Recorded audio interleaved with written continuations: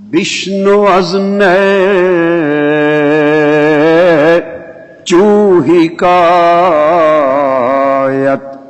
می کند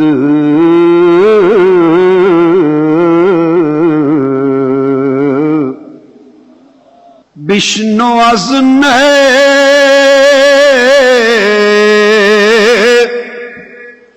چوہی کایت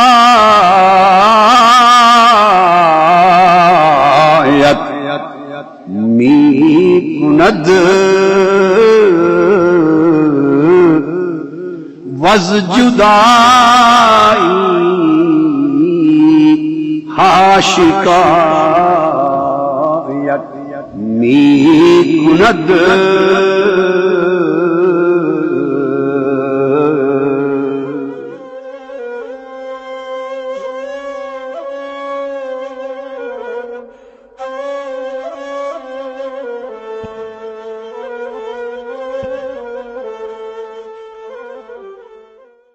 نحمده ونصلي ونسلم على سيدنا ومولانا محمد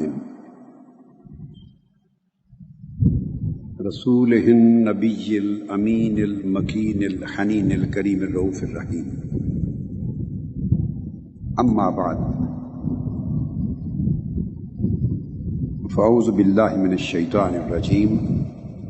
بسم اللہ الرحمن الرحیم. دروس مثنوی کی سلسلے کا یہ آخری درس ہوگا. اب مثنوی مولانا روم کے اشعار 26,500 یا 27,000 کے قریب ہیں. مثنوی مولانا روم ایسے چند اشعار بعض عام موضوعات پر آپ کی تربیت کے اینگل سے میں نے منتخب کیے. یہ تو سال ہر سال درس چلتے رہیں تو اس کا ایک تھوڑا سا حصہ بھی ختم نہیں ہوتا.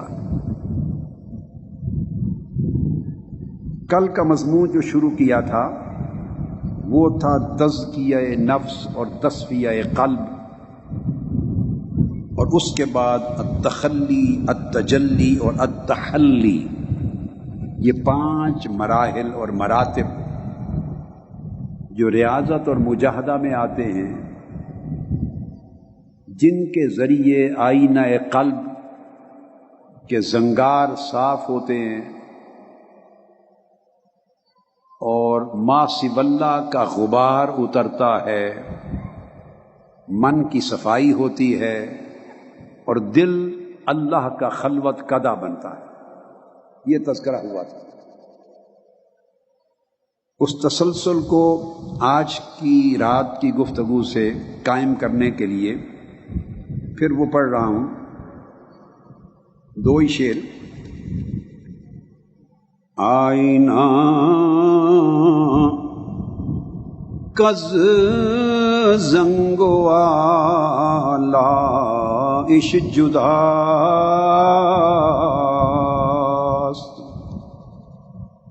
پرشوائے نور خورشید خداست.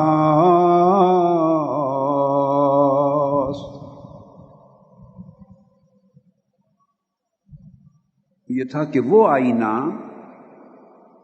جو آئینہ قلب جو زنگ اور میل اور اغیار ما سوی اللہ ان کے زنگار سے دور ہے، پاک ہے، صاف ہے.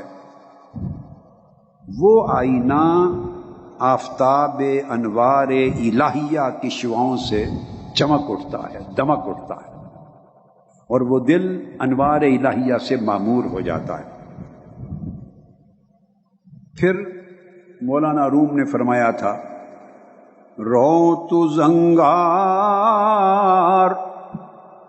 از رخ او پاک کن، بعد از آن نور را ادراک کن. کہ اے طالب جا پہلے دل کا جو رخ ہے، دل کا چہرہ، اس سے زنگ کو دور کر اور دل کے چہرے کو اس میل کچیل اور آلائشوں کے زنگ سے پاک صاف کر، اس کے بعد اپنی ریاضت اور مجاہدہ کے ذریعے اس نور کو حاصل کر جس کا تو طالب ہے۔ یہ 2 شعر اور اس کے علاوہ کچھ شعر کل بیان کر چکا تھا۔ میں نے تو سلسلہ گفتگو جو ہے اس کا ربط قائم کرنے کے لیے تبرکاً مثنوی شریف کے یہ شعر پڑھ دیا۔ آج پھر کل کی بات میں مراحل بیان کر رہا تھا کہ نفس کا زنگار اور آئینہ قلب کا غبار کیسے صاف ہوتا ہے، اس کے مرحلے ہیں، سٹیپس ہیں۔ ان مرحلوں میں ایک بیان کر دیا تھا التزکیہ، دہراؤں گا نہیں، کل تفصیل سے بات ہو گئی، 1.5-2 گھنٹے کی بات ہوئی۔ تزکیہ نفس کی صفائی ہوتی ہے۔ یہ میں صرف ربط کلام کے لیے اختصار سے جملے دہرا رہا ہوں۔ دوسرا مرحلہ تھا التصفیہ۔ تصفیہ قلب کی صفائی ہوتی ہے، جس سے دل ما سوی اللہ کے تعلقات کے غبار سے پاک ہوتا ہے۔ اس کے بعد میں نے تفصیل سے سمجھا دیا تھا، تیسرا مرحلہ آتا ہے، اس کو تخلیہ بھی کہتے ہیں، تخلیہ۔ مگر عرفاء، تصوف، سلوک اور معرفت کی کتب میں عربی میں اس کے لیے اصطلاح استعمال ہوتی ہے التخلی۔ خلوت، تخلیہ ایک ہی لفظ ہے، جس میں دل کو خلوت نصیب ہو جاتی ہے اور ہر اس شے سے دل اپنا رخ موڑ لیتا ہے، اعراض کر لیتا ہے، دل اس سے قطع تعلق ہو جاتا ہے جو دل کو اللہ کے ساتھ تعلق کو توڑتا ہے، قطع کرتا ہے۔ ہر وہ خیال جو دل کا تعلق اللہ سے کاٹے، دل اپنا تعلق اس سے کاٹ لیتا ہے، اور جب سارے غبار دور ہو جاتے ہیں تو دل خلوت قدع محبوب ہو جاتا ہے۔ اس کے بعد میں نے چوتھا درجہ بیان کیا تھا التجلی۔ اس کو اردو کی کتب میں تجلیہ بھی لکھ دیتے ہیں، مگر عربی اصطلاح میں اہل تصوف، اہل معرفت التخلی کے بعد التجلی کا بیان، کہ جب دل کو خلوت ہوتی ہے اور غبار سے پاک ہوتا ہے تو تب اس میں عالم بالا اور عالم ملکوت اور عالم جبروت کی تجلیات کا ورود ہوتا ہے، پھر انوار الہیہ کی تجلیات اترتی ہیں اور اسرار منکشف ہوتے ہیں۔ تجلی کے مرتبے کے بعد 5واں مرتبہ آتا ہے التحلی، ہا کے ساتھ التحلی۔ میں نے حلیہ بھی سمجھایا تھا آپ کو، زیور۔ پھر دل جو ہے وہ اللہ کے اوصاف اور اللہ کے اخلاق کے رنگوں میں رنگا جاتا ہے، اور مرد، اللہ کا بندہ، سالک، تحلی کے مقام پر اخلاق الہیہ میں اور اوصاف الہیہ کے رنگ میں رنگا جاتا ہے۔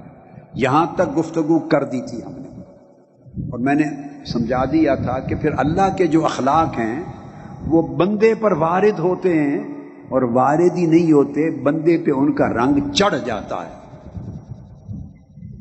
اور حدیث پاک کے جیسے کلمات ہیں، تخلقوا باخلاق اللہ، اللہ کے اخلاق کے ساتھ متخلق ہو جاؤ، تو اس بندے کے اندر اس طرح کی وسعت آ جاتی ہے، عفو درگزر آ جاتا ہے، سخاوت آ جاتی ہے، جود اور سخا اور کرم آ جاتا ہے، محبت آ جاتی ہے، شفقت آ جاتی ہے، رافت آ جاتی ہے، رحمت آ جاتی ہے۔ وہ بندہ منبع خیر بن جاتا ہے، شر اس سے دور ہو جاتا ہے۔ تو وہ جو خلق ہیں اللہ کے، وہ اس بندے پر ان کا رنگ چڑھ جاتا ہے، اور یہ رنگ سب سے زیادہ چڑھا حضور نبی اکرم صلی اللہ تعالی علیہ وآلہ وسلم پر، اس لیے اللہ رب العزت نے خود ان سے فرمایا انک لعلی خلق عظیم، اے میرے محبوب آپ خلق عظیم کے مرتبے پر فائز ہیں، یعنی آپ کے اخلاق عظیم اخلاق ہیں، یہ اللہ فرما رہا ہے اپنی مخلوق، اپنے محبوب، یعنی اللہ نے اپنے اخلاق کا رنگ اور اوصاف کا رنگ اپنے محبوب پر اتنا چڑھا دیا کہ خود رب ہو کر اپنے بندہ محبوب کو کہا کہ آپ کے خلق عظیم۔ یہ 5 چیزیں کل بیان کر دی، اب اس کو مضمون کو مکمل کر لیں اختصار کے ساتھ، کیونکہ آج کا جو مضمون ہے وہ ادب کا ہے، میں شروع کرنا چاہتا ہوں۔ یہ میں پچھلے مضمون کی تکمیل کر رہا ہوں جو کل رات کا تھا۔ 5 مراحل پورے کرنے کے بعد یہ ایک سفر ہے جس کو مولانا روم نے کہا تھا کہ اے بندے، پہلے اپنی سوچ کو، اپنے فکر کو جمع کر، یا اپنی طبیعت میں، فکر میں، سوچ میں یکسوئی پیدا کر، انتشار فکری ختم کر۔ جو فکر میں، سوچ میں، طبیعت میں انتشار ہوتا ہے، بندہ یکسو نہیں ہوتا، انتشار ختم کر، اور انتشار ختم کر کے پوری توجہ سے اس بات کا مفہوم سمجھ، یہ کل میں نے شعر پڑھ دیے تھے، پوری توجہ سے مطلب سمجھ کے، راز کو سمجھ کے میں کیا کہہ رہا ہوں، جب سمجھ آ جائے اور ذہن نشین ہو جائے تو پھر روح کو ترقی کا راستہ دے، اور پھر یہ جو عاشقوں اور عارفوں کا راستہ ہے، سفر ہے، اس کے مرحلے اور اس کی منزلوں کو طے کر۔ یہ جو کہا کہ روح کو ترقی کا راستہ دے، یہ ترقی، الترقی، یہ 6واں مرحلہ آتا ہے اس سفر میں، روحانیت کے سفر میں۔ جب انسان چلتا ہے نفس کو پاک صاف کر کے، دل کے آئینے کو پاک صاف کر کے، دل کو غبار سے پاک کر کے، دل کو خلوت کدہ بنا کر، دل کو اللہ کی تجلیات کا مورد بنا کر، اور پھر اللہ کے اوصاف و اخلاق کا رنگ چڑھا کر جب بندہ آگے چلتا ہے تو پھر اس کو یہاں پہنچ کر ترقی نصیب ہو جاتی ہے۔ یہاں سے اس کے مراتب میں اور اس کے مدارج میں ترقی شروع ہوتی ہے۔ یہ 5 مرحلے اس کی ابتدائی ریاضت اور مجاہدہ کے تھے، جس مجاہدہ کے نتیجے میں اسے اللہ کی بارگاہ سے تجلیات بھی نصیب ہو گئی، تجلی بھی نصیب ہو گئی، اور خلوت نصیب ہو گئی، خلوت نصیب ہو گئی، پھر تجلی نصیب ہو گئی، اور پھر اس کے اخلاق کا رنگ چڑھ گیا، تحلی۔ اب یہاں سے رکاوٹیں دور ہو جاتی ہیں اور بندہ آسانی سے، تیز رفتاری سے ترقی کی منزلیں طے کرنے لگتا ہے۔ وہ جو ترقی کی منزلیں طے کرتا ہے اس کو عربی میں اصطلاح میں التنقل بھی کہتے ہیں، التنقل فی الاحوال والمقامات، احوال اور مقامات میں، مراتب میں، درجات میں بندہ نقل مکانی کرتا ہے۔ جیسے نقل مکانی آدمی ایک جگہ سے دوسری جگہ، اس جگہ سے اگلی جگہ، اس جگہ سے اگلی جگہ، جیسے آدمی نقل مکانی کرتا چلا جاتا ہے تو روحانی ایک نقل روحانی بھی ہوتی ہے۔ روح پھر ترقی کی منزلیں طے کر کے عالم ملکوت اور عالم جبروت اور عالم لاہوت کی طرف محو پرواز ہو جاتی ہے، اور مرحلہ در مرحلہ، منزل در منزل انسان کو روحانی ترقی ملنا نصیب ہو جاتی ہے۔ جیسے یاد رکھ لیں، جو ترقی ہوتی ہے تو اللہ کے اخلاق کا رنگ اور چڑھتا چلا جاتا ہے، بندے کی طبیعت تو اور بدلتی چلی جاتی ہے۔ دیکھو نا، بشری تقاضے ہیں جو بنیادی طور پہ اللہ نے طبیعتوں میں رکھ دیے تھے، بشری تقاضے ہیں۔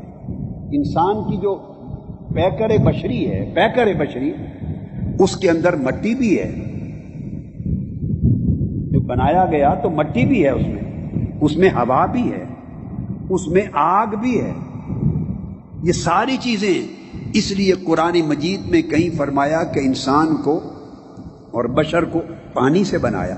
میں وقت قلیل ہے نا، تو میں اس لیے آیات اور حدیث عبارتیں نہیں پڑھ رہا، میں مفہوماً بتا کے بات آگے گزرنا چاہ رہا ہوں. کبھی فرمایا کہ بشر کو پانی میں سے بنایا، کبھی فرمایا کہ بشر کو مٹی تراب میں سے بنایا، کبھی فرمایا کہ بشر کو کیچڑ میں سے بنایا، کبھی تین لازب کہا چپکتے ہوئے گارے سے بنایا.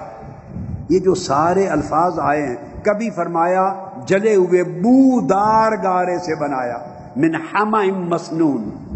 یہ قرآن مجید میں 7 مقامات ایسے ہیں جہاں پیکر بشری کی تشکیل کے مختلف مرحلے اور ان کے مختلف اجزاء ترکیبی، جنہیں کہتے ہیں کانسٹیچوئنٹ ایلیمنٹس، جن جن چیزوں کے ذریعے وہ بنا ہے، اور بشری پیکر کی تشکیل میں جن جن چیزوں کا دخل ہے، اس سب چیزوں کا ذکر آیا ہے. تو پانی کا بھی ذکر ہے، ہوا کا بھی ذکر ہے، آگ اور تپش کا بھی ذکر ہے، بودار گارے کا بھی ذکر ہے. یہ سب چیزیں اس سے پیکر بشری بنا ہے.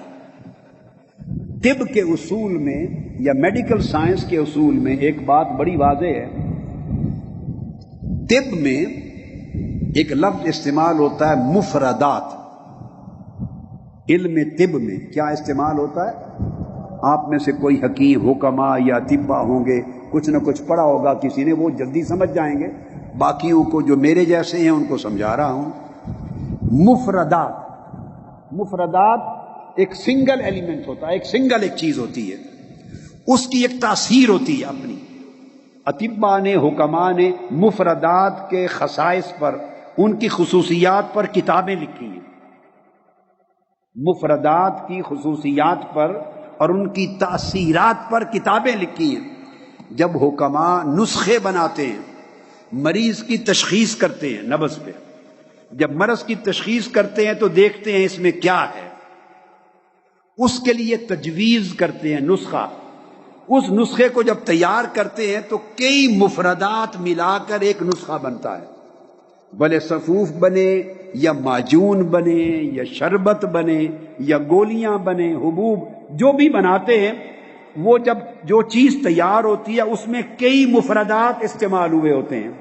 اور قاعدہ یہ ہے کہ جو تاثیر مفردات کی تھی، ایک ایک مفرد کی، وہ ساری جب اکٹھی تیار ہو جاتی ہے اس کو کہتے ہیں مرکب. یہ کیمسٹری میں بھی لفظ یوز ہوتا ہے، پھر مرکب ہو جاتا ہے.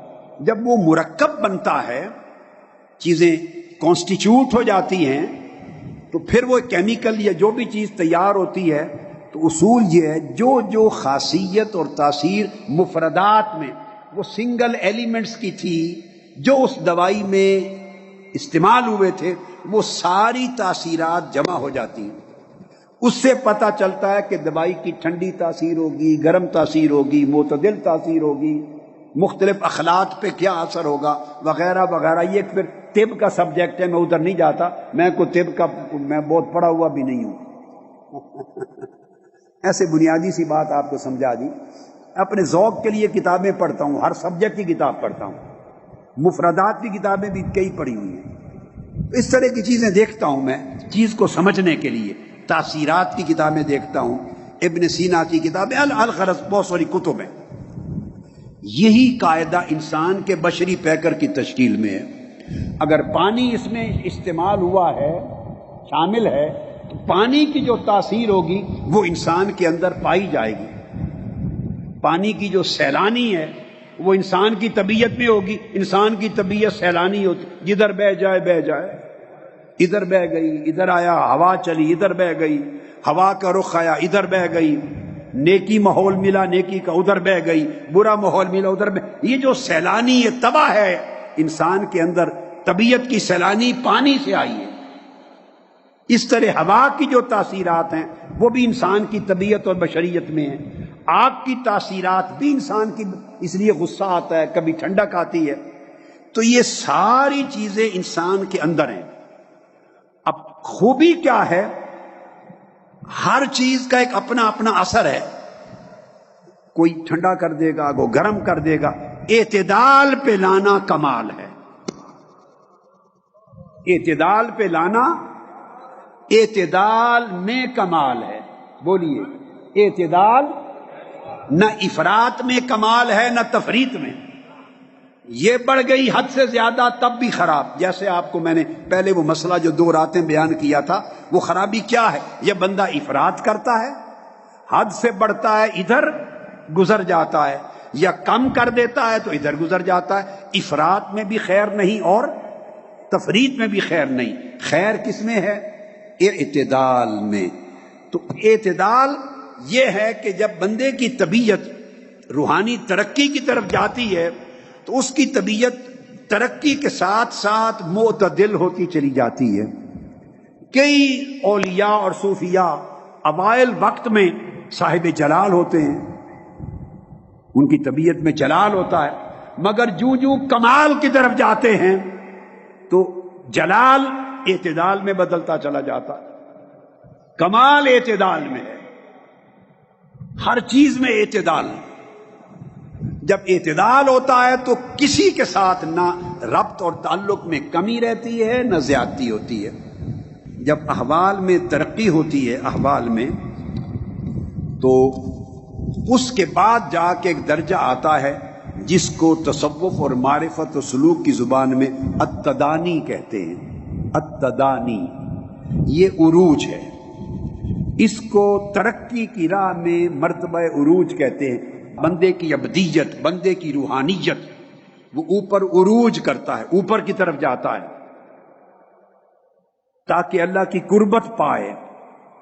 پھر جب بندہ تدانی، اس تدانی کی منزل پر بندے کو ثم دنا کا فیض کا حصہ ملتا ہے.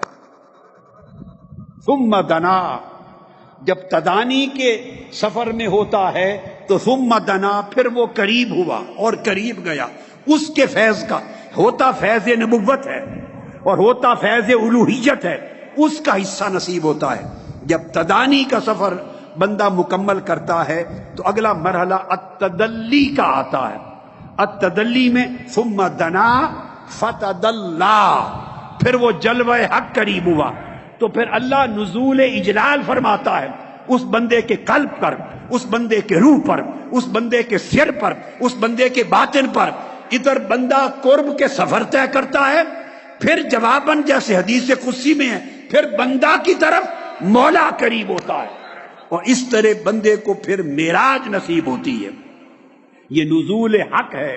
جب تدانی مکمل ہوتی ہے تو تدلی کی شکل میں بندے کو نزول حق کی شکل میں اللہ اسے اپنی قربت کی بارگاہ میں لے لیتا ہے. اللہ کی قربت نصیب ہوتی ہے. جب قربت نصیب ہوتی ہے، یہ وہ مقام ہے جہاں حجابات اٹھا دیے جاتے ہیں. حجابات اٹھ جاتے ہیں. 9واں درجہ آتا، اس کو کہتے ہیں التلقی. پھر براہ راست بندہ بارگاہ حق سے اخذ کرتا ہے، فیض لیتا ہے، سماع کرتا ہے، مشاہدہ ہوتا ہے، مواجہہ ہوتا ہے، مکافحہ ہوتا ہے، پھر وہ اخذ کرتا ہے، اخذ فیض ہوتا ہے.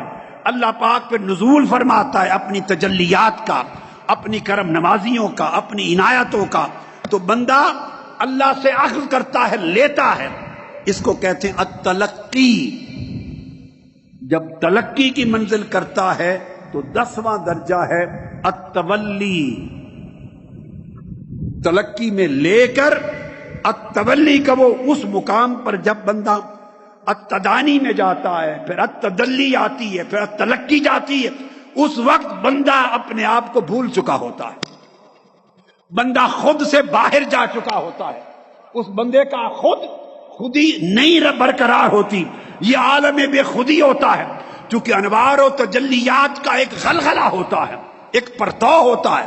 بندہ اس میں گم ہوتا ہے، اور پھر قربت کی منزلیں طے ہوتی ہیں. پھر اس کے بعد اخذ فیض شروع ہو جاتا ہے. سارا مکمل کر کے پھر اللہ پاک فرماتا ہے بندے تجھے کامل کر دیا، تجھے مکمل کر دیا، اب تو پلٹ جا. بندہ پھر واپس اپنی طرف پلٹتا ہے. وہاں جا کر اپنے آپ سے گم ہو کر، قربت پا کر، اس سے اخذ فیض کر کے پھر بندہ اپنی طرف پلٹتا ہے. رجوع کا الیہ کا من ہو، اے بندے وہ تیرا رجوع ہے، پھر تیری طرف اس بارگاہ سے. یہ مقام نزول ہے. عروج کے بعد جو نزول ہوتا ہے وہاں مرتبے تمام ہو جاتے ہیں، مکمل ہو جاتے ہیں. اس لیے جب آقا علیہ السلام کا معراج کی رات عروج تھا، بولیے، اوپر جا رہے تھے تو ذکر صرف ایک آیت میں کیا.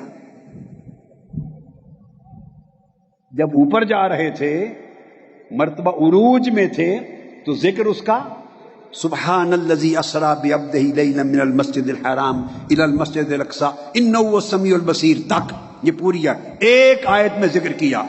اوپر جا رہے تھے، آنکھ جھپکنے میں سرعت رفتار کے ساتھ جا رہے تھے، ایک آیت میں ذکر کیا.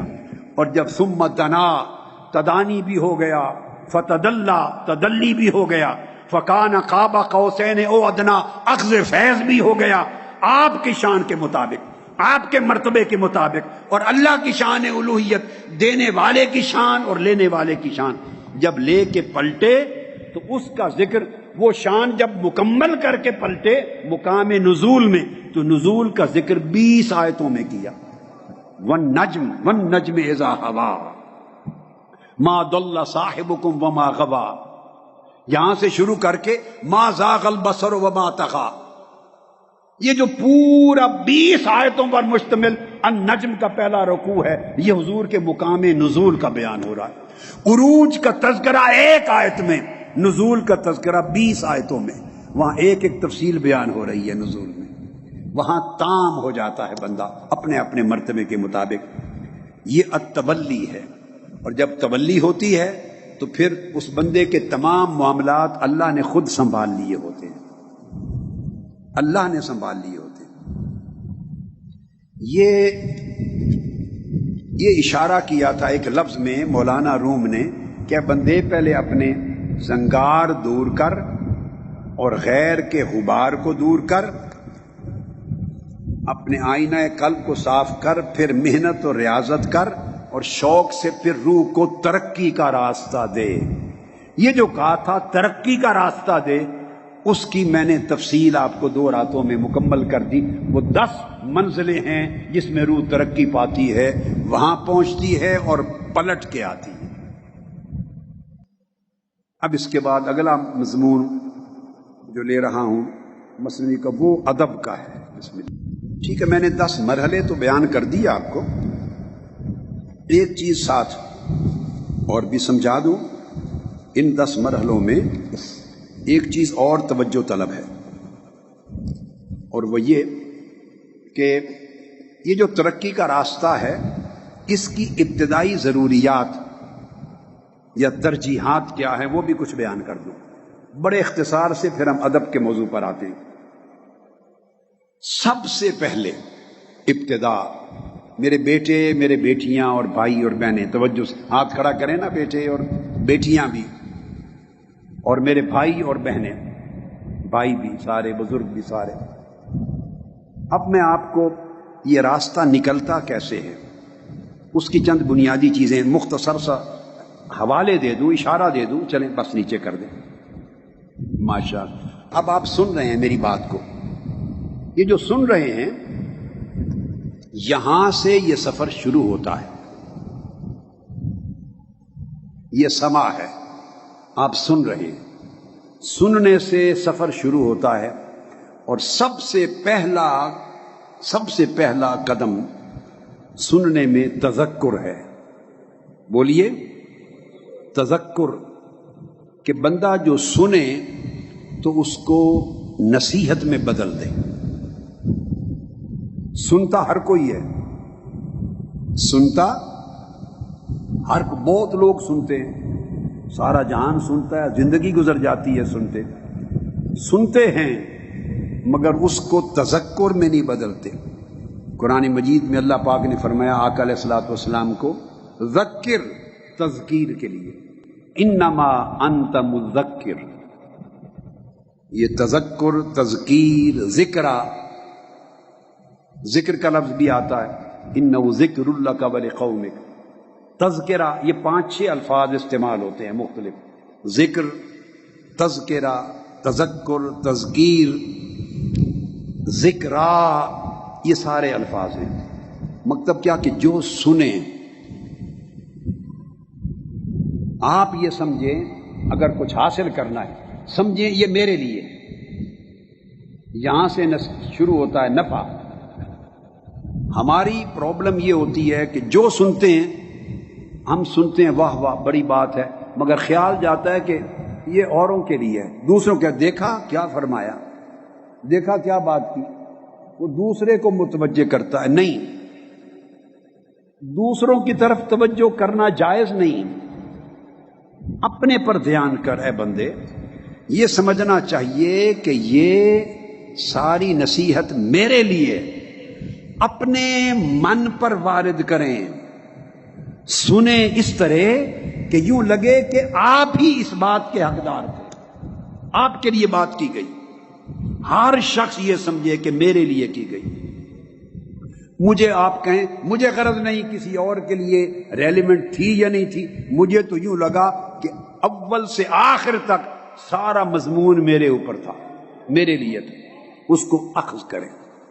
صحابہ کرام جب آقا علیہ السلام کا خطاب درس اور بات سنتے تو ہر صحابی اس کو اپنے حال پر وارد کرتا، وہ سمجھتا، ادھر سنتا، ادھر اپنے قلب کے حال کو دیکھتا، جھانکتا، اور جو سن رہا ہے ادھر اپنے من میں جو دیکھ رہا ہے ان کے اندر مطابقت تلاش کرتا، مناسبت تلاش کرتا کہ میرے یہ امور ہیں جن کے لیے آج مجھے نصیحت ملی، اور ان کی اصلاح کی پھر فکر کرے۔ اگر اس طرح کی سوچ ڈیولپ ہوگی تو پھر یہ تذکر ہوگا۔ یہ بات آپ سمجھیں، یعنی جو سنیں زندگی میں یہ کبھی بھول کر نہ سوچیں کہ یہ دوسرے کے لیے،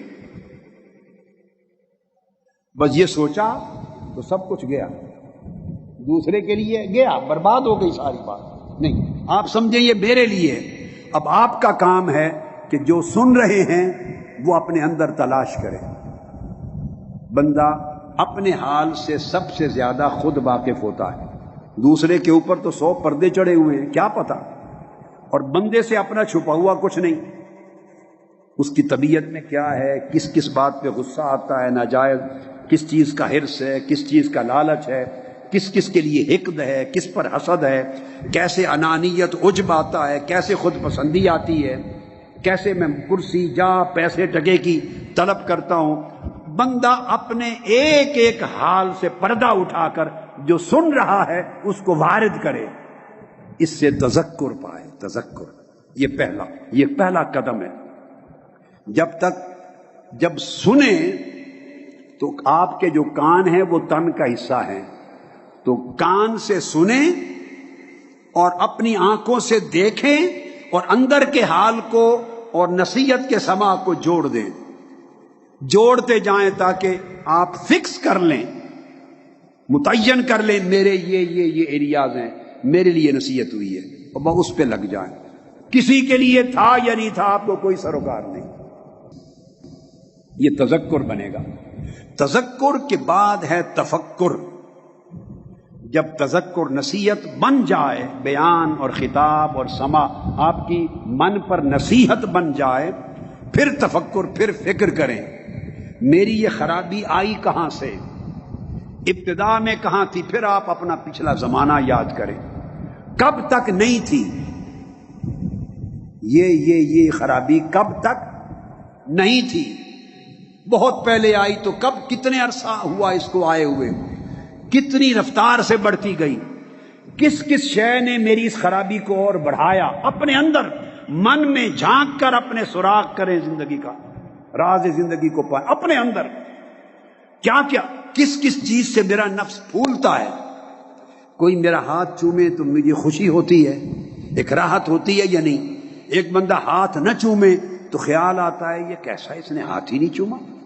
اگر یہ آپ کو فرق دکھائی دیتا ہے تو پکڑ لیں اس بے ایمان نفس کو اسی جگہ، وہ ہاتھ چومنے کو دیکھتا ہے، نفس برباد کرتا ہے تمہیں، یہ میرے لیے کھڑا ہوا یا نہیں ہوا، بس جو ہی یہ سوچ آئے بس پکڑ لیں اس کو، وہ شیطان ہے، برباد کرنا چاہتا ہے۔ دوسرے کو اتنا ملا ہے، اس کو اتنا سکھ ہے، میرے وسائل کم ہے، موازنہ ہے، پکڑ لیں۔ تو ایک ایک چیز کو گن گن کر، چن چن کر پکڑیں اور دیکھیں کب شروع ہوئی خرابی، کتنی تھی، اب کتنی ہے، کس کس شے نے اس کو بڑھایا، کون سی چیز میرے نفس کو خوش کرتی ہے، کون سی نہیں خوش کرتی، اصلاح کیسے کرنی ہے، نفس کی مخالفت کرنی ہے، ان چیزوں پر سوچ بچار کرنا، اپنا تجزیہ کرنا، سوچ بچار کرنا، اپنا علاج کرنا، جو کچھ سنا ہے سنے ہوئے نصیحت میں سے اپنا علاج لینا، یہ جب سوچیں گے اور اپنی بہتری کی فکر کریں گے، اس پروسیس کو کہتے ہیں تفکر۔ پہلے آپ نے نصیحت لے لی تھی میرے لیے اور خوشی سے قبول کر لیا تھا، وہ تذکر تھا۔ اب فکر میں لگ گئے، ایک تشویش ہو گئی، فکر دامن گیر ہو گیا، بے چینی آ گئی، لاحق ہو گئی کہ اب اس سے نجات پاؤں، اور پھر تلاش کرنے لگے بگننگ کہاں سے تھی، اب کیا ہے، کیسے ہوگا، یہ تفکر ہے۔ دونوں باتیں سمجھ میں آ گئی۔ جب تذکر ہو جائے پھر آپ تفکر میں چلے جائیں، جب تفکر کے مرحلے میں جائیں تو تیسرا سٹیپ ہے توجہ اور تجمع۔ یہ جو تجمع اور توجہ، یہ اصطلاحات آپ کو کتابوں میں نہیں ملیں گی، یہ میں مضامین کو پڑھ کے، لغت کی کتابیں اور اہل معرفت کی کتابیں اور لغت کی کتب کو دیکھ کر، مضامین دیکھ کر اصطلاحات وضع کرتا ہوں۔ ایسے بس میں چھوٹے موٹے ٹوٹے پھوٹے کام کرتا ہوں، یہ جو اب بتا رہا ہوں، تاکہ اس مضمون کو ایک لفظ میں جمع کیا جائے، اس مضمون کو ایک اصطلاح میں دیا جائے۔ کئی چیزیں اصطلاحات کی شکل میں موجود ہوتی ہیں، جو پہلے بتائے 10 مقامات وہ مصطلحات ہیں، وہ کتب میں موجود ہیں۔ جو اب بتا رہا ہوں یہ ساخت کیے ہیں، مضمون کو ایک لفظ میں بند کرنے کے لیے یہ وضع کیے ہیں آپ کے لیے۔ تجمع اور توجہ، اس سے ترکیز کرتا ہے بندہ۔ جب آدمی تذکر کے بعد تفکر میں داخل ہوتا ہے تو ذہن میں انتشار ہوتا ہے، کبھی فکر ادھر چلا جاتا ہے ذہن، کبھی ادھر چلا جاتا ہے، کبھی یہ خیال آ گیا، کبھی یہ خیال آ گیا، یکسوئی نہیں ہوتی۔ نماز میں بھی یکسوئی نہیں ہوتی، طرح طرح کے خیالات آتے ہیں، افکار آتے ہیں، دھیان تقسیم ہوتا ہے، فکر منتشر ہوتا ہے۔ یہ جو انتشار ہے ذہن کا، فکر کا، سوچوں کا، اور تعدد ہے، بہت ساری سوچیں ہیں، ان کی کوئی سمت نہیں بنتی، کبھی آپ کی سوچ کو لے کے ادھر چلی جاتی، اس کو کہتے ہیں آپ کا فوکس نہیں ہوتا، ایک بات پر فوکس نہیں ہوتا، ایک بات پہ کہتے ہیں کنسنٹریشن نہیں ہوتی۔ پڑھائی کرنے والے بچے بھی پڑھتے ہیں، امتحان میں فیل ہو جاتے ہیں، کیوں؟ ان کا فوکس ٹھیک نہیں ہوتا۔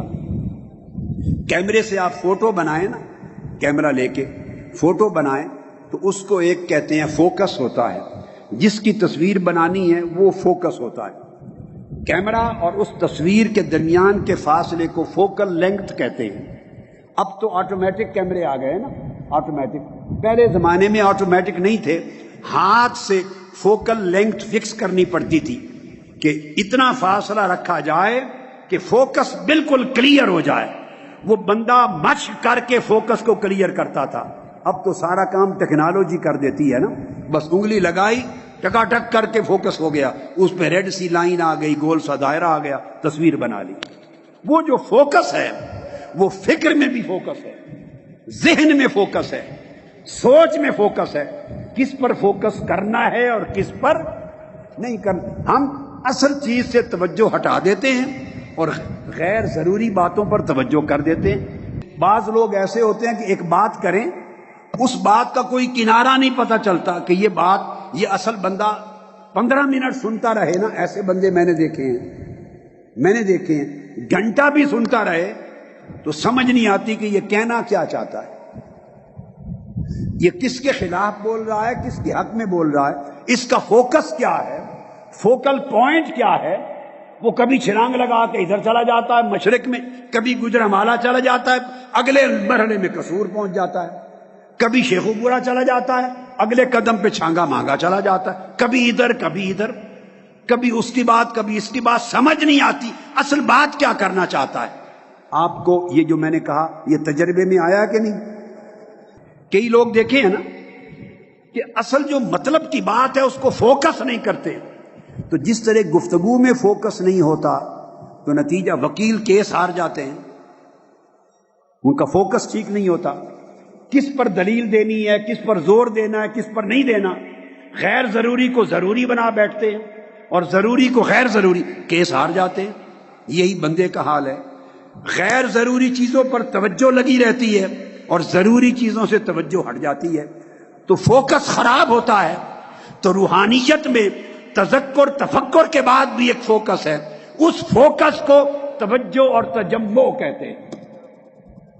فوکس کیا جائے، گفتگو میں فوکس، اور یہی فوکس کو آج کل بڑے بڑے یہ جو جوڈو کراٹے والے ہیں اور جاپنیز اور چائنیز بڑے بڑے ہنر آ گئے ہیں، لوگ اینٹیں توڑتے ہیں، لکڑیاں توڑتے ہیں، لوہے توڑتے ہیں اور مارتے ہیں، وہ ایک توجہ کر کے فوکس کرتے ہیں اور پورے جسم کی طاقت کو فوکس کر کے ایک ارتکاز کے نقطے پر لاتے ہیں اور پھر مارتے ہیں مکہ، 10-20 بندوں سے زیادہ طاقت آ جاتی ہے۔ یہ یوگا کرواتے ہیں، ہندو میں یوگا صحت کے لیے ایکسرسائزز ہیں، وہ یوگا میں بھی فوکس ہوتا ہے۔ ڈپریشن کے مریضوں کو بھی فوکس کرواتے ہیں، توجہ کرو۔ صوفیاء تصور شیخ کرواتے تھے، تصور اسم ذات، فوکس کے لیے، تاکہ ذہن سے انتشار ختم ہو۔ یہ توجہ اور فکر اور سوچ اور بندے کی ہمت جو منتشر ہوتی ہے، کبھی ادھر بٹ جاتی ہے، اس کو فوکس کیے بغیر آپ ترقی نہیں کر سکتے۔ یہ جب آپ زمین میں بوتے ہیں کوئی چیز تو گھاس پھوس اگاتی ہے، گھاس پھوس اگتی ہے کہ نہیں جگہ جگہ، تو آپ اس کو کیوں اکھاڑ کے پھینکتے ہیں؟ باغ میں سے، چمن میں سے، اپنے بیک یارڈ میں سے، اپنے کیوں نکالتے ہو؟ مالی کیوں اکھاڑ کے نکالتے پھینکتے ہیں؟ اس لیے کہ زمین کا فوکس گھاس پھوس پہ ہو جاتا ہے۔ زمین کی جو قوت تخلیق ہے، جس قوت نے پودے کو جنم دینا اور ترقی دینا اور بڑا کرنا ہے، وہ قوت زمین کی اس پہ لگ رہی ہے، ایسی گھاس پھوس پر، اس کو نکال کے پھینکتے ہیں۔ اصل جس پھول یا پودے یا پھل پر توجہ زمین کی چاہیے وہ رہ جائے، تاکہ زمین کا فوکس ٹھیک ہو جائے۔ بات کی سمجھ آئی ہے؟ اسی طرح مختلف پودے اور پھول ہوتے ہیں، مالی کاٹتا ہے، ٹہنیاں بکھر جاتے ہیں، منتشر ہوتے ہیں، آپ کو باغ بھی اچھا نہیں لگتا، کیاریاں اچھی نہیں لگتی، تو مالی کاٹتا ہے، کاٹ کے پھر وہ اس کے بعد ایسی خوبصورت شکل آ جاتی ہے، اس کی شکل میں فوکس آ جاتا ہے، وہ انتشار ختم ہوتا ہے۔ تو انتشار بندے کو ڈیریل کرتا ہے، حسن کو ختم کرتا ہے، خوبصورتی کو ختم کرتا ہے، توجہ کی طاقت کو ختم کرتا ہے۔ تو انتشار کو ختم کرنا اور ساری سوچ کو، ہمت کو، توجہ کو، صلاحیت کو، ذوق کو، اپنی باطنی صلاحیتوں کو ایک نقطے پر مرکوز کرنا، اس کو کہتے ہیں تجمع۔ بکھری ہوئی صلاحیتوں کو جمع کر کے یکسو کر دینا ایک نقطے پر۔ اب آپ سمجھیں، اس لیے جب کبھی نماز میں کھڑے ہوں، نماز میں فوکس نہیں ہوتا، مراقبے میں بیٹھیں فوکس نہیں ہوتا، جب فوکس نہ ہو آنکھیں کھول لیں، پھر دوبارہ بند کریں، تصور پر فوکس کریں، کچھ دیر جم جائے گا، پھر دیکھیں تصور دھندلانے لگا ہے، آنکھ کھول لیں، پھر کھول کے دوبارہ نئے سرے سے فوکس کریں، کچھ دیر اور آگے چلا جائے گا۔ تو ہر چیز کے لیے مشق کرنی پڑتی ہے، ہر چیز کے لیے مشق کرنی پڑتی ہے۔ تو تیسرا مرحلہ تذکر تفکر کے بعد توجہ اور تجمع کا، جب یہ ہو جائے تو تب چوتھا مرحلہ تتبع، پھر جو پیروی ہے، اتباع شریعت ہے، اتباع سنت ہے، اعمال صالحہ، ان کو اپنانا اور آقا علیہ السلام کی اتباع کرنا، وہ تتبع اسی وزن پر، تفعل کے وزن پر، پھر وہ تتبع آپ کے اندر نور پیدا کرتی ہے۔ ورنہ ان چیزوں کے بغیر جب تتبع کرتے ہیں تو ثواب ملتا ہے، اجر اور ثواب ملتا ہے، مگر آپ ترقی نہیں کر سکتے۔ میں نے ترقی کا یہ دوبارہ مضمون چھیڑ دیا، ترقی کے لیے ریکوائرمنٹ سمجھائیں۔ اگر چاہیں کہ ترقی ہو، بیل کی طرح ساری زندگی ایک ہی جگہ کنویں پر نہ گھومتے رہیں، آگے بڑھیں، منزلیں طے ہوں، تو پھر اس طرح تذکر، پھر تفکر، پھر تجمع اور توجہ، اور پھر تتبع، اس طرح جوڑے، اتباع کریں۔ اگر اتباع کریں، پیروی کریں گے، نماز پڑھیں گے، سنت پر عمل کر رہے ہوں گے، مگر دھیان ہی نہیں ہے اس میں، تلاوت کر رہے ہیں مگر اس میں فوکس ہی نہیں ہے، اس میں تجمع ہی، یکسوئی نہیں ہے، تجمع ہی نہیں ہے،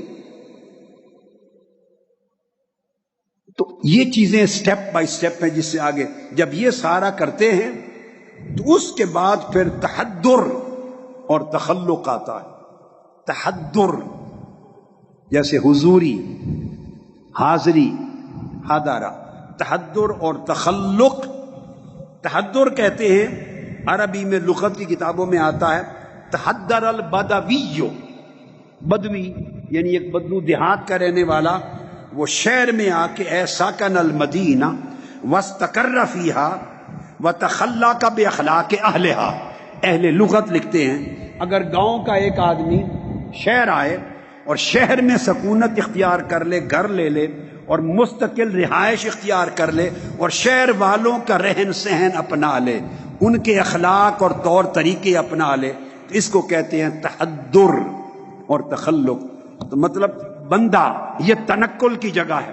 جب بندہ تتبع کرتا ہے تو تتبع اس وقت تک نہیں ہوتی، ایک وطن چھوڑنا پڑتا ہے، دوسرا وطن اختیار کرنا پڑتا ہے۔ گناہ کی زندگی بھی ایک وطن ہے، گناہ کی زندگی بھی ایک وطن ہے۔ آپ کہیں گے وطن کیسے؟ بتاتا ہوں۔ وطن کیا ہوتا ہے؟ وہ شہر، وہ ملک، وہ سرزمین، وہ گاؤں، وہ علاقہ جس سے طبیعت مانوس ہو، جس سے آپ جہاں جائیں دیکھیں تو آپ کو اپنائیت لگے، طبیعت فرحت محسوس کرے، مانوس ہو، جھجک اور اجنبیت محسوس نہ ہو، وہ وطن ہوتا ہے۔ تو گناہ، جن لوگوں کو گناہ میں اجنبیت نہیں لگتی اور گناہ میں اپنائیت لگتی ہے اور گناہوں کے ساتھ طبیعت مانوس ہے، اللہ کی نافرمانی کے ساتھ طبیعت مانوس ہے اور تعجب نہیں ہوتا، وحشت نہیں ہوتی گناہ سے، نافرمانی سے، معصیت سے، اس کا مطلب ہے گناہوں کو بندے نے وطن بنا رکھا ہے، طبیعت گناہوں کے ساتھ مانوس ہے، اس کو حیرت نہیں ہوتی۔ کئی بندے آپ دیکھیں گے جھوٹ بولتے ہیں، بولتے چلے جاتے ہیں، ان کو کوئی یہ لگتا ہی نہیں کہ میں کیا کر رہا ہوں، تعجب ہی نہیں ہوتا۔ جھوٹ راسخ ہو گیا زندگی میں، بخیلی کرتے ہیں راسخ ہو گئی، دھوکہ کرتے ہیں راسخ ہو گئی ان کی۔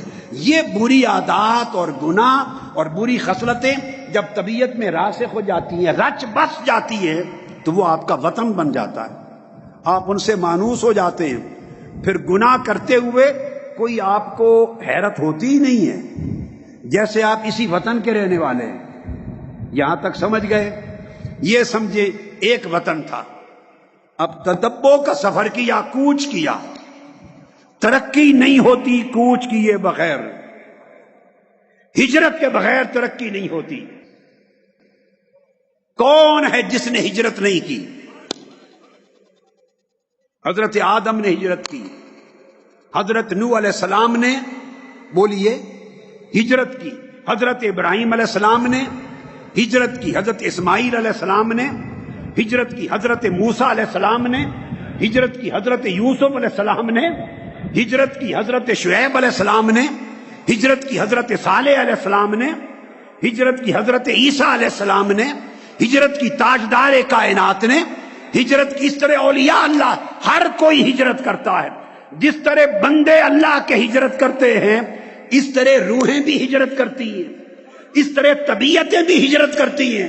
طبیعت اس گناہ کے وطن سے مانوس تھی، جب توبہ کر لی، تذکر آ گیا، نصیحت آ گئی، تفکر آ گیا، پھر توجہ جم گئی، فوکس آ گیا، اتباع کی ٹھانی، اتباع کا کجاوا لگایا اونٹ پر، اتباع محمدی کا، تتبع نبوت کا، آقا کی غلامی کا، پیروی کا کجاوا کسا، اس پہ چڑھے، گناہ کے وطن سے نکلے اور نیکی کے وطن میں آ کے گھر بنا لیا۔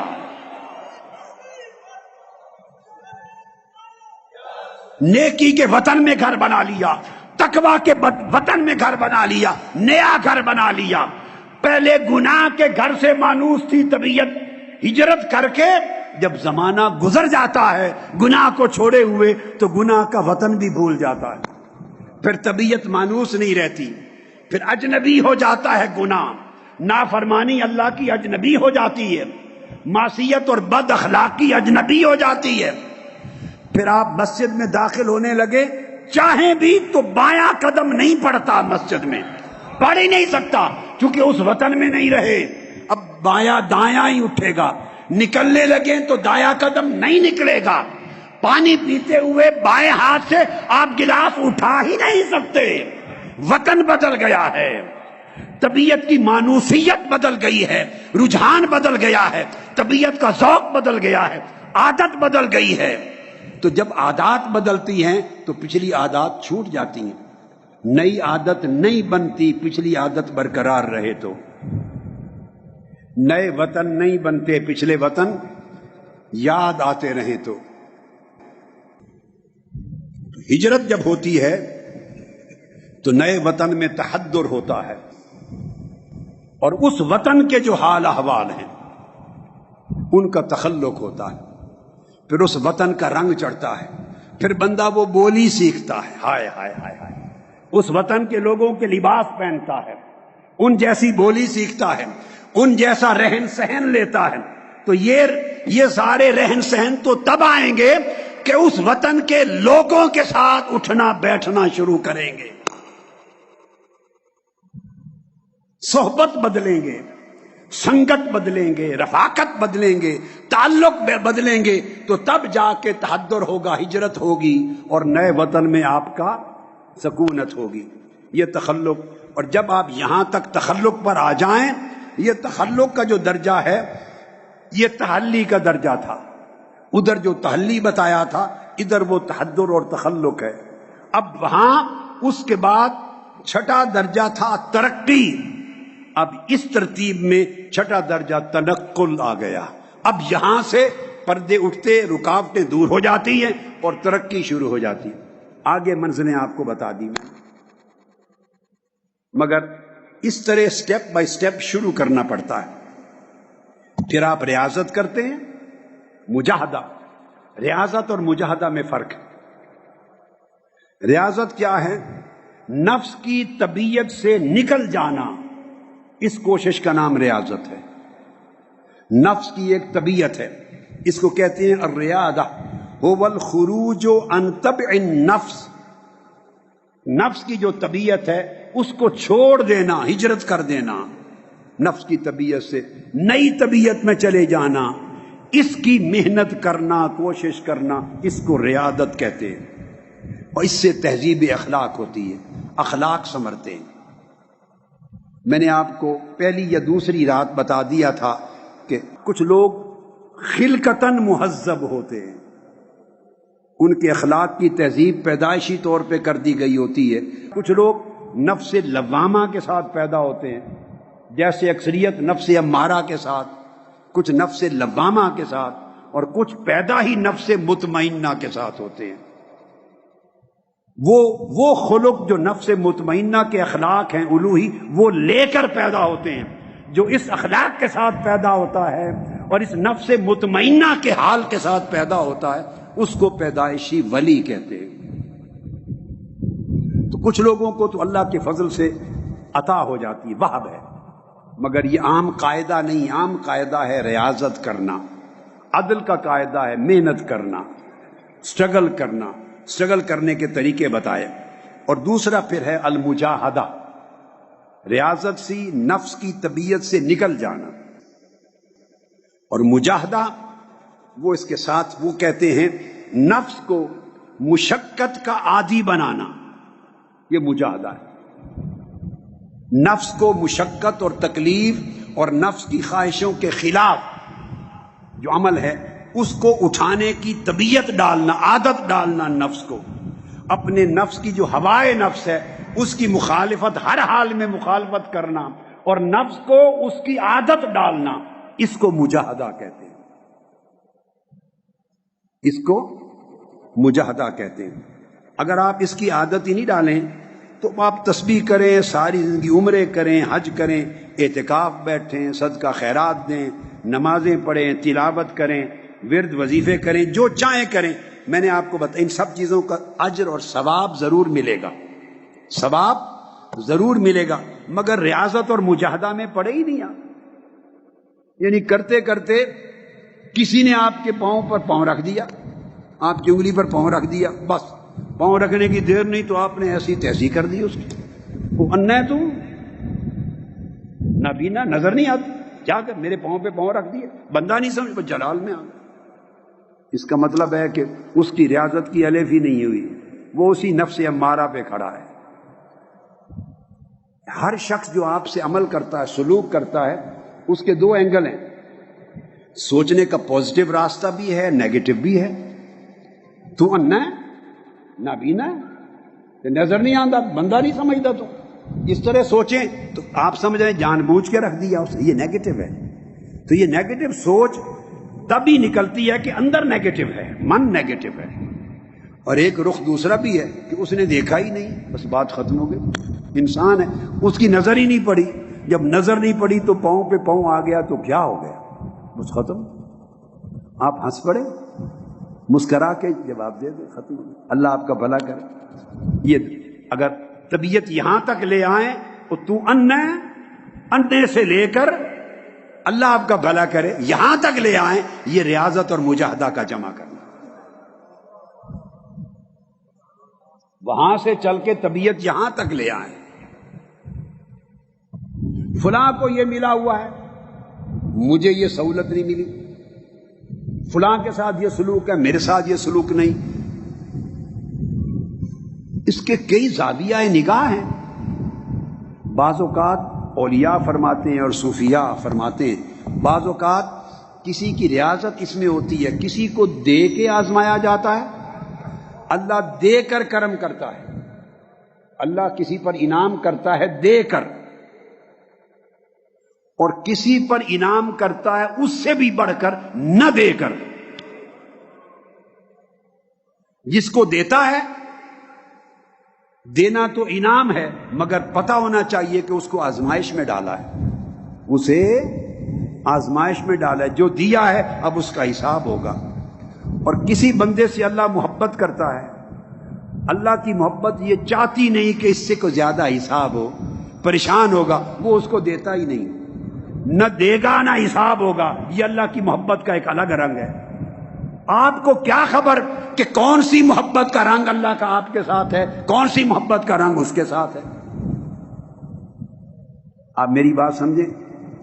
غزوہ حنین میں، صحیح بخاری میں، مسلم شریف میں حدیث ہے، غزوہ حنین میں جب فتح مکہ ہو گئی تو جتنے لوگ تھے، آقا علیہ السلام مکہ معظمہ سے سارے فتح مکہ میں مسلمان ہونے والے اور فتح مکہ کے بعد اعلان کرنے والے قبول اسلام کا، ساروں نے تلواریں کس لی اور آقا علیہ السلام کے لشکر میں شامل ہو گئے۔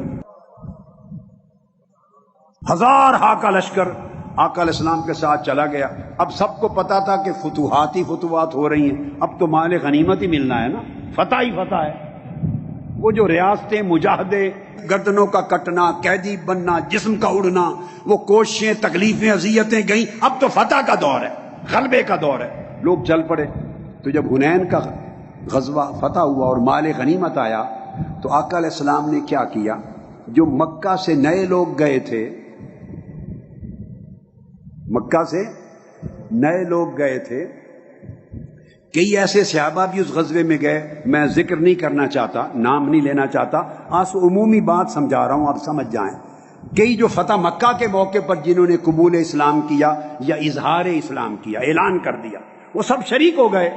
جب حنین کی فتح ہوئی اور مال غنیمت آیا، آقا علیہ السلام نے 100 سرخ اونٹ اور بڑا بڑا غلہ اور سونا چاندی مال غنیمت میں دیا، اور سارا مکہ میں جو قریشی بڑے بڑے سردار تھے اور بڑے بڑے خاندانوں والے اور 9 مسلم تھے، اور جو انہوں نے فتح مکہ کے موقع پر قبول اسلام کر کے لشکر محمدی میں آئے تھے، آقا علیہ السلام نے ان کو ایک ایک کو بلا کے 100 اونٹ لدے ہوئے دے دیے،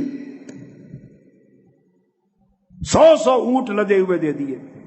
اور جو مدینہ پاک سے آئے تھے، جنہوں نے بدر کی جنگیں بھی لڑی تھیں، احد بھی لڑی تھی، غزوہ احزاب کا بھی کیا تھا، حدیبیہ میں بھی آئے تھے، فتح مکہ پہ بھی آئے تھے، جن کے پورے 10 سال قربانیوں کے گزرے تھے، وہ دیکھتے رہ گئے۔ ان میں سے کسی کو بلا کے آقا علیہ السلام نے مال غنیمت نہیں دیا۔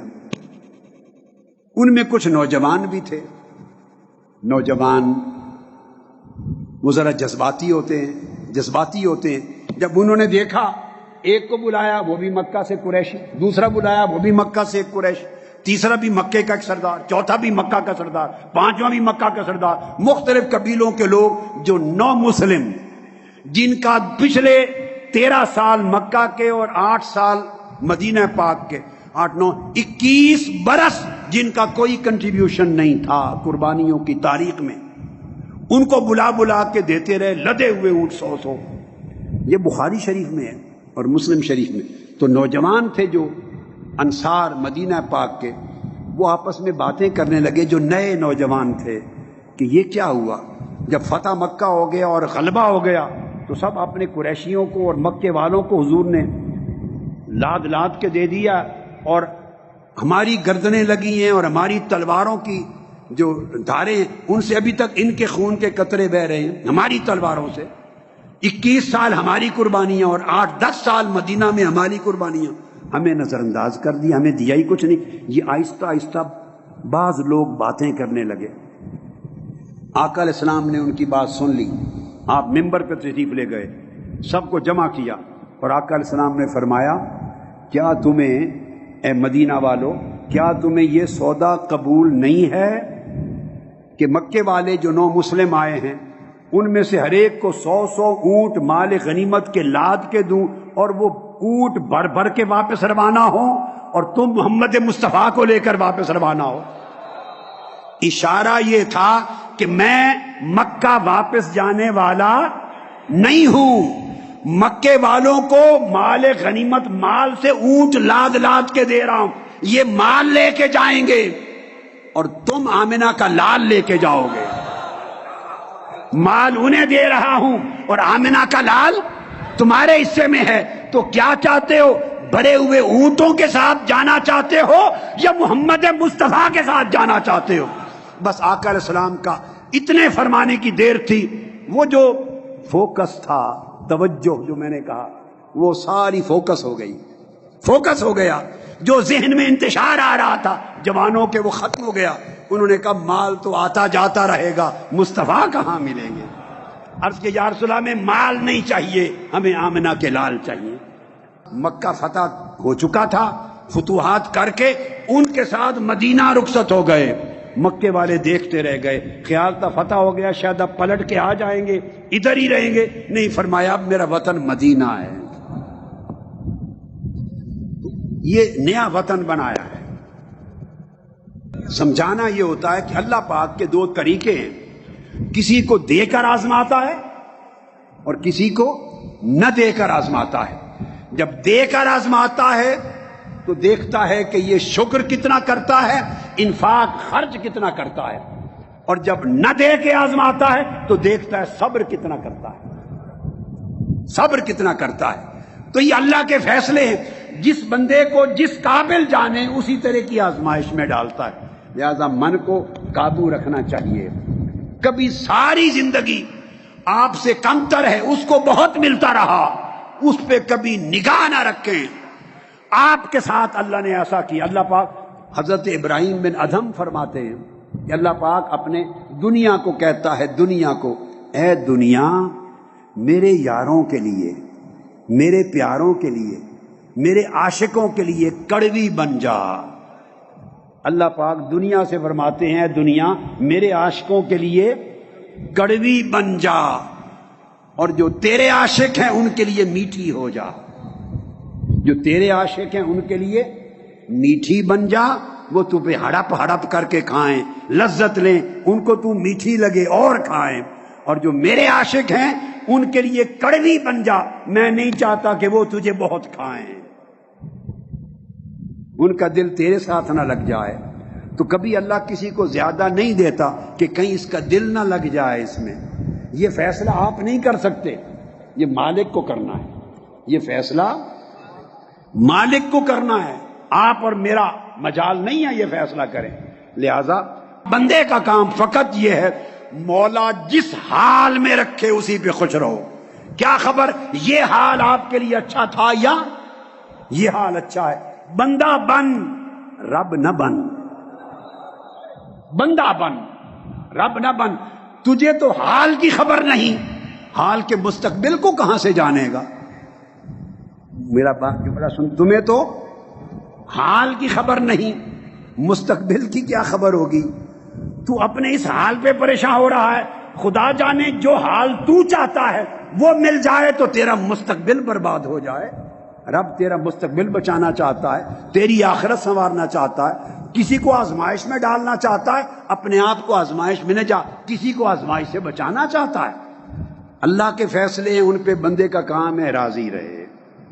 یہ جب کیفیت پیدا ہوتی ہے تو اس سے بندے کا وہ تخلق اور جو میں نے کہا تنقل، پھر روحانی ترقی کی منزلیں شروع ہو جاتی ہیں، پھر اس کو وَلَلْآخِرَةُ خَيْرٌ لَكَ مِنَ الْأُولَىٰ کا فیض ملتا ہے۔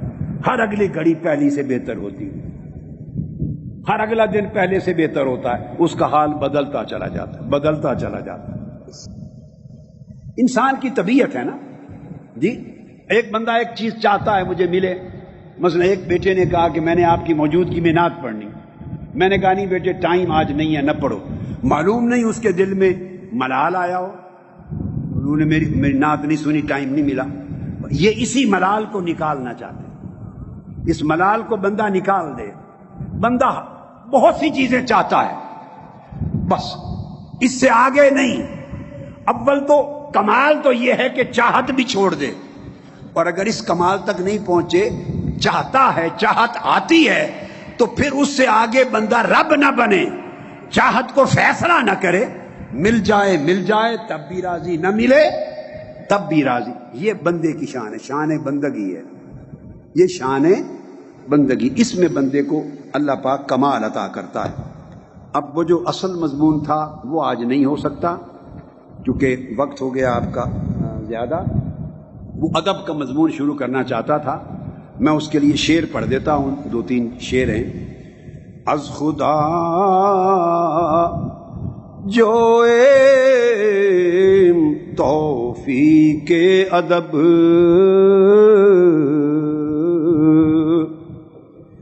بے ادب محروم ماند از فضل رب۔ مولانا روم فرماتے ہیں ہم اللہ سے ادب کی توفیق چاہتے ہیں، اس لیے کہ بے ادب ہمیشہ اللہ کے فضل سے محروم رہتا ہے۔ پھر فرماتے ہیں بے ادب تنہا نہ خود را داشت بد، بے ادب تنہا نہ خود را داشت بد، آتش در ہما آفاق زد۔ مولانا روم فرماتے ہیں کہ بے ادب صرف اپنے آپ کو برباد نہیں کرتا، بے ادب صرف اپنے آپ کو ہی برباد نہیں کرتا بلکہ سارے اطراف عالم میں آگ لگا دیتا۔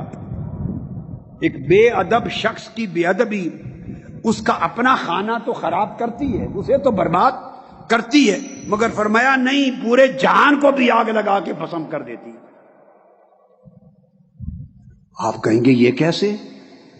بے ادب کی بے ادبی سے خود تو برباد ہوا، دوسرے لوگ کیوں برباد ہو گئے؟ بے ادبی سے 2 قسموں کے نقصان ہوتے ہیں، 2 قسموں کے۔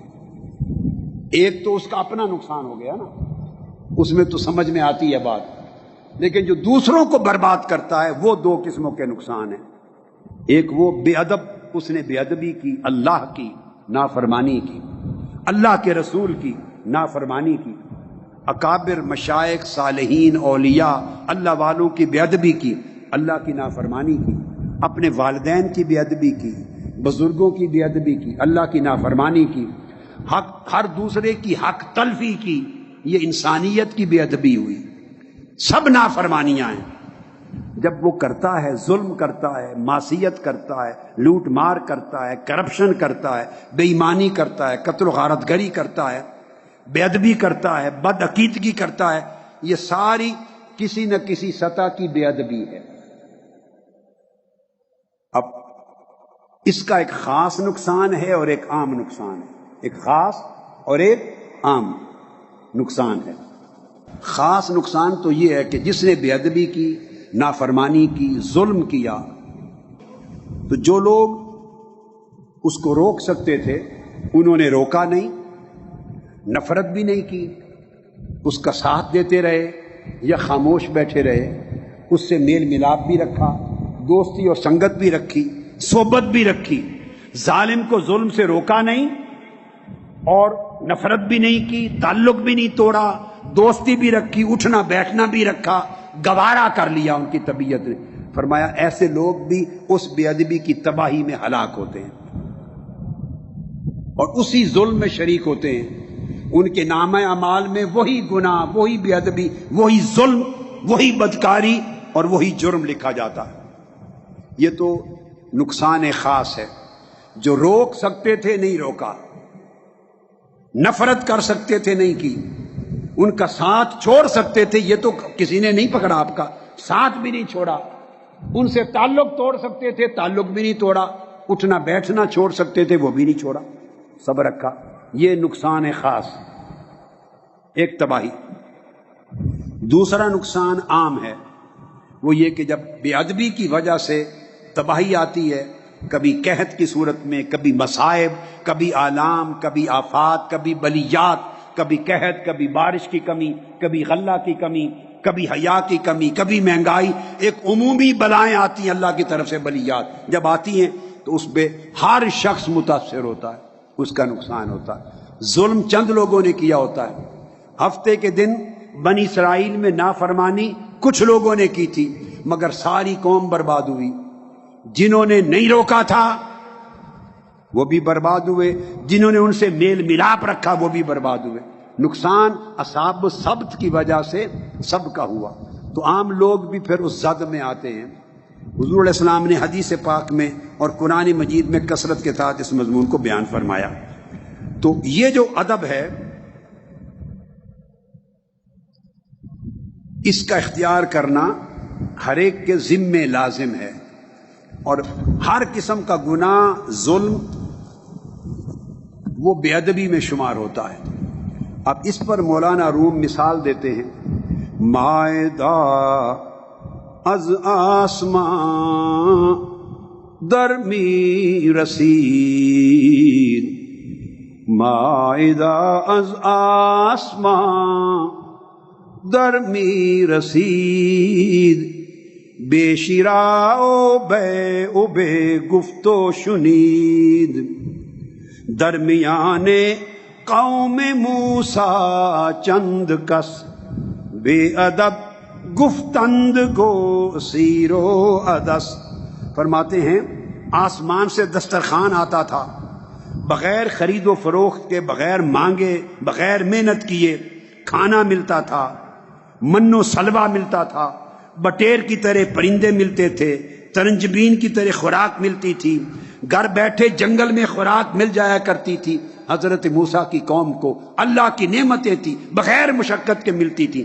فرماتے ہیں ان کی قوم میں کچھ بے ادب پیدا ہو گئے، بے ادب پیدا ہو گئے، انہوں نے اللہ کی نعمت کی بے ادبی کی اور کہا کہ موسیٰ یہ کیا، ہر روز بٹیر ملتے ہیں، ہر روز ترنجبین ملتی ہے، ہمیں تو لہسن چاہیے، پیاز چاہیے، مسور چاہیے، دال چاہیے، سبزی چاہیے، تو یہ ملتا ہی نہیں۔ تو بے ادب اللہ کی نعمت کی گستاخی کر بیٹھے۔ جب یہ کہا تو اللہ پاک نے فرمایا اچھا جاؤ فلاں قصبے میں، گاؤں میں رہائش رکھ لو۔ اس دن سے اللہ نے نعمتیں بند کر دی۔ فرمایا درانتی لے لینا، کھدال لے لینا، اور جا کے پھر اس گاؤں میں کھیتی باڑی کرو، ساگ اگاؤ، ترکاری اگاؤ، لہسن لو، پیاز لو، جو چاہتے ہو محنت کرو، مل جائے گا۔ ہم جو بغیر محنت کے نعمتیں دیتے تھے وہ آج سے بند۔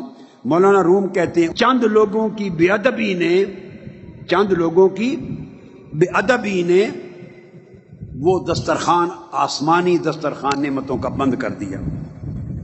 منقطع شد خانونا از آسمان، ماند رنجے زر و بیلو داسماں، باز عیسیٰ چوں شفاعت کرد حق، خاں فرستاد و غنیمت برطبق۔ پھر موسیٰ علیہ السلام سے لے کر عیسیٰ علیہ السلام کے زمانے تک اس بے ادبی کی سزا یہ ملی کہ بنی اسرائیل کو آسمانی نعمتیں نہیں ملی۔ پھر عیسیٰ علیہ السلام کا دور آ گیا 1200 سال کے بعد۔ کیا 1200 سال اللہ کا یہ کرم بند رہا۔ انہوں نے پھر آ کے سفارش کی، شفاعت کی، باری تعالیٰ میری قوم پر پھر نعمتیں بحال کر دے۔ اللہ پاک نے حضرت عیسیٰ کی سفارش پر پھر خان اور طبق عطا کر دیے۔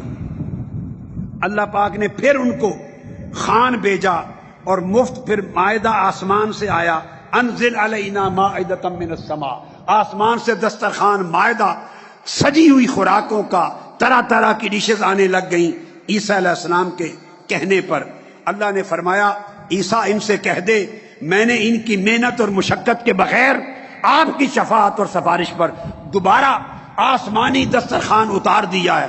اب ادب کا تقاضا یہ ہے جو کھانا ہو کھا لیں، باقی بچا کے نہ رکھیں، ذخیرہ نہ کریں، جو بچ جائے فقیروں غریبوں مسکینوں میں تقسیم کر دیں، یہ میرا حکم ہے۔ اور کبھی میری نعمتوں کا دسترخوان بند نہیں ہوگا۔ عیسیٰ علیہ السلام ایک ایک شخص کو سمجھاتے تھے جو کھانا ہے کھا لو، جب کھا چکو اس کو بچا کے نہ رکھو، ذخیرہ نہ کرو، دسترخوان اللہ کا وعدہ ہے کبھی بند نہ ہوگا، محتاجوں مسکینوں غریبوں میں بانٹ دیا کرو، حکم دیتے رہے۔ پھر مولانا روم فرماتے ہیں باز گستاخاں ادب بے گذاشتند چوں گدایاں زلہا برداشتند۔ فرمایا پھر ان کی قوم میں گستاخ ہو گئے، ان گستاخوں نے اللہ کے حکم کو نظر انداز کر دیا اور بجائے بچا ہوا کھانا غریبوں مسکینوں میں تقسیم کرنے کے ذخیرہ کرنے لگ گئے، گھر چھپا چھپا کے رکھتے، جو بچ جاتا اٹھا کے گھر رکھ دیتے، بخیل بن گئے، کنجوس بن گئے۔ تو فرمایا کنجوسی بھی بے ادبی ہے، ہرس بھی بے ادبی ہے، بخیلی بھی بے ادبی ہے، ناشکر گزاری بھی بے ادبی ہے، اللہ کی نافرمانی، یہ سب چیزیں بے ادبی ہیں۔ اور شکر کرنا ادب ہے، سخاوت کرنا ادب ہے، بچا بانٹ دینا ادب ہے۔ فرمایا وہ بھکاریوں کی طرح بچا بچا کے پھر بچا کے ذخیرہ کرنے لگے۔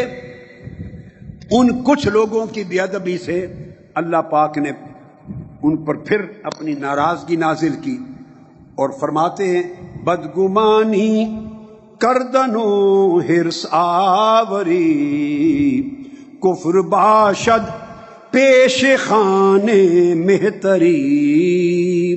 اللہ کی کرم نوازی کے بارے میں بدگمانی کرنا، اللہ نے وعدہ کیا ہے کہ تم بانٹ دیا کرو، میرا دسترخوان بند نہیں ہوگا، اب پھر بچا کے کیوں رکھتے ہو؟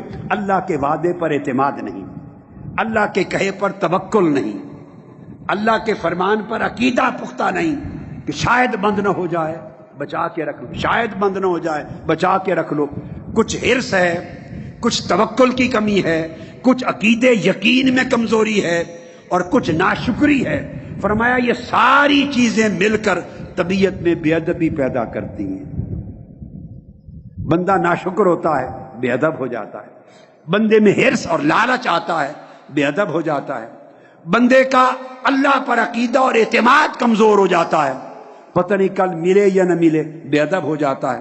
فرمایا وہ جو بادشاہ حقیقی ہے اس کے دسترخوان کے بارے میں ناشکری کرنا اور اس کے وعدے پر اعتماد نہ کرنا، یہ بدگمانی بھی ہے اور یہ گستاخی اور بے ادبی بھی ہے۔ نتیجہ کیا ہوا؟ فرماتے زاں گدا رویان نادیدہ ز آز آدر رحمت بریشاں شد فراز۔ وہ جو بھکاریوں کی صورت میں لوگ تھے، ہرس کے مارے ہوئے، لالچ کے مارے ہوئے، بھوکے لوگ، ان کی اس بھوک کی بے ادبی، ناشکری کی بے ادبی، ہرس اور لالچ کی بے ادبی اور اللہ پر یقین کی کمزوری کی بے ادبی کی وجہ سے اللہ رب العزت نے وہ دسترخوان پھر ان پر بند کر دیا، جو 1200 سال کے بعد کھلا تھا پھر بند کر دیا۔ اور اس کے بعد پھر اللہ نے اس دسترخوان کا فائدہ کسی کو نہیں پہنچایا۔ اللہ نے کہا یہ بیس تو بے ادبی دوستو دو طرح کی، کبھی قولی ہوتی ہے کبھی عملی ہوتی ہے. کبھی آدمی زبان سے لفظ بول کر بے ادبی کرتا ہے، اس سے بھی بچو. کبھی زبان سے لفظ تو نہیں بولتا بے ادبی کے، مگر عمل ایسا کرتا ہے جس کی میں نے مثالیں دی. ناشکری کا عمل، حرص کا عمل، اللہ پر بے اعتمادی بے یقینی کا عمل، توکل کے نہ ہونے کا عمل، یہ جو سارے عمل ہیں اور طرز عمل. کبھی عملی آدمی بے ادبی کرتا ہے.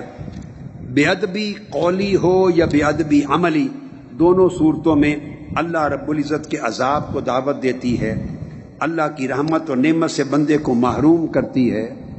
اللہ رب العزت کی بارگاہ میں ہمیشہ اپنا ایمان قائم رکھو، اس کے اوپر اپنا توکل قائم رکھو، اپنے یقین کو کبھی کمزور نہ ہونے دو.